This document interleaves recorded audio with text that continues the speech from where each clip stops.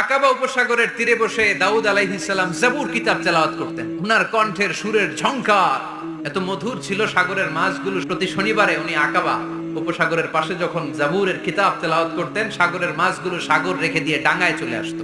এজন্য আল্লাহ বললেন, খবরদার, শনিবার এলাকাতে মাছ শিকার করা আমি হারাম ঘোষণা করলাম। এবার দাউদ আলাইহিস সালামের কওমের লোকেরা কৌশল করা আরম্ভ করে দিল। তারা বলল, আল্লাহ বলছে শনিবারে মাছ ধরা হারাম, খবরদার আমরা মাছ ধরবো না, তবে শনিবার আমরা বেড়া দিয়ে রাখবো। তো মাছগুলো যখন তেলাওয়াত করতে আসতো, এরা জাল দিয়ে বেরি দিয়ে রাখতো চারদিকে। শনিবারে ধরতো না, কারণ হারাম।